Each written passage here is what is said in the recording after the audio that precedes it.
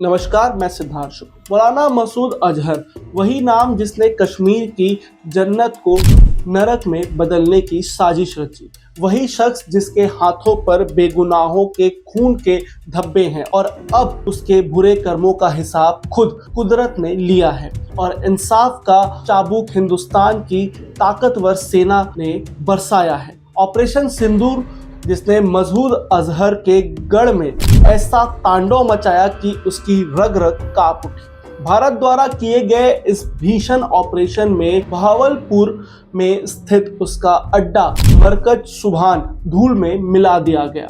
9 आतंकी शिविर तबाह कर दिए गए और मसूद अजहर के 10 नजदीकी रिश्तेदार का सफाया हो गया। वह अजहर जो बरसों तक कश्मीर में मासूमों का खून बहाकर जश्न मनाता था, आज खुद अपने परिवारों की लाशों के आगे विलाप कर रहा है। उसकी आवाज जो कभी नफरत का जहर उगला करती थी, आज दुख और डर से कांप रही है, क्योंकि अब वक्त बदल चुका है। अब हिंदुस्तान का वार आर पार वाला है। यह वही मसूद अजहर है जिसने दशकों तक पाकिस्तान की छाव में बैठकर अपनी विकृत सोच का साम्राज्य खड़ा किया। पाकिस्तानी सेना और आईएसआई ने इसे हथियार, पैसा और शरण दी ताकि यह कश्मीर में आतंक का कारोबार फैला सके। साल दर साल इस कायर ने अपने गुर्गों के जरिए बम धमाके कराए, बाजारों में खून बहाया, सेना के काफिलों पर हमला करवाया और कश्मीर के वादियों को मासूमों के चीखों से भर दिया।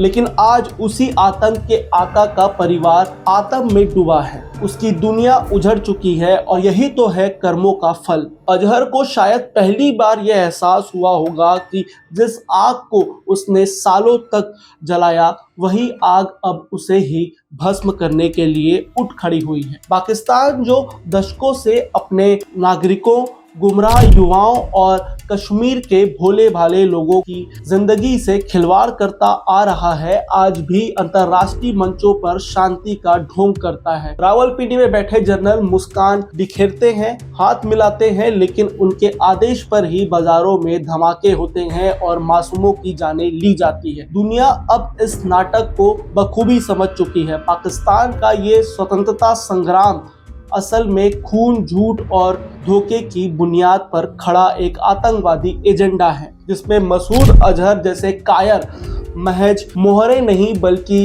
इस नापाक खेल के सूत्रधार हैं। जब अजहर के परिवार के 10 लोगों का खात्मा हुआ तो यकीन मानिए एक पल को सही, लेकिन उसके भीतर भी दर्द की वो टीस उठी होगी जो कश्मीर के हर उस माँ बाप ने झेली है जिसने अपने लाल को उसकी नफरत की भेंट चढ़ते देखी है। उसी कश्मीर की घाटी जो सालों तक पाकिस्तान प्रायोजित आतंकवाद का शिकार रही है, अब बदल रही है और उस बदलाव का आगाज हुआ है ऑपरेशन सिंदूर के प्रचंड प्रहार से।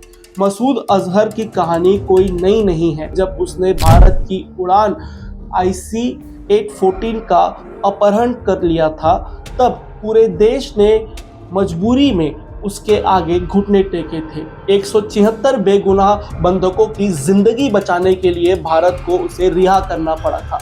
उस दिन ये कायर अजहर कंधार में तालिबान की गोद में बैठकर हंस रहा था और हमारे दिलों में आग धधक रही थी।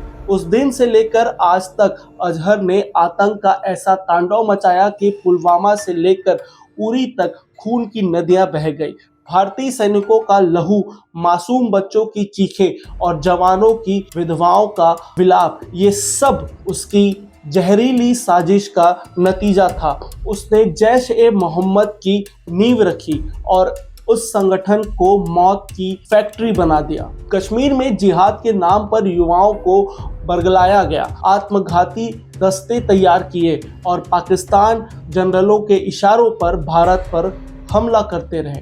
लेकिन अब वक्त बदल चुका है। अब भारत शांत रहने वाला नहीं है, बल्कि गरज कर वार करने वाला देश है। ऑपरेशन सिंदूर ने ये साफ कर दिया है कि अब आतंक के आका चाहे बहावलपुर में छिपे या रावलपिंडी के बंकरों में, उनका अंत तय है। पाकिस्तान की सेना और उसकी खुफिया एजेंसी ISI जो सालों से आतंकवाद को रणनीतिक हथियार मानते रहे हैं, अब खुद उसी हथियार से घायल हो रहे हैं। 1990 के दशक में जब कश्मीर में आग लगाई गई थी तब दुनिया खामोश थी, लेकिन आज भारत का जवाब इतना प्रचंड है कि अंतर्राष्ट्रीय बिरादरी में पाकिस्तान को कोई देख नहीं रहा है। कंधार के हादसे के बाद मसूद अजहर ने भारत के खिलाफ जो जहर उगला उसका अंत आज शुरू हो चुका है। पुलवामा में 40 से ज्यादा जवानों की शहादत का बदला अब उसके घर तक पहुंच चुका है। बहावलपुर की गलियां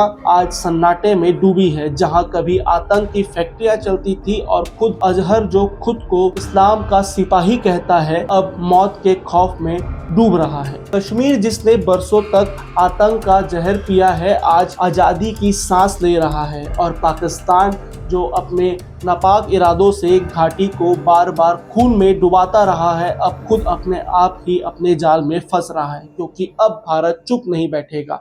अब हर गोली का जवाब गोला बारूद से मिलेगा, हर साजिश का जवाब सर्जिकल स्ट्राइक से दिया जाएगा और हर आतंकी आका का अंजाम मौत और बर्बादी से ही होगा। मसूद अजहर का अड्डा तबाह हो चुका है, उसके रिश्तेदार मारे गए हैं और उसका साम्राज्य खंडहर बन चुका है। यही है वो इंसाफ जिसकी मांग भारत बरसों से करता रहा है, और यकीन मानिए ये सिर्फ शुरुआत है। पाकिस्तान की धरती पर पलने वाले हर आतंकी पर मसूद और हर लखवी का यही अंजाम होगा। भारत अब आंख में आंख डालकर जवाब देता है और उसका वार दुश्मनों के नस्लों तक काप पैदा करता है। मसूद अजहर ने जो बीज बोया था आज वही बीज उसके अपने घर को राख कर रहा है।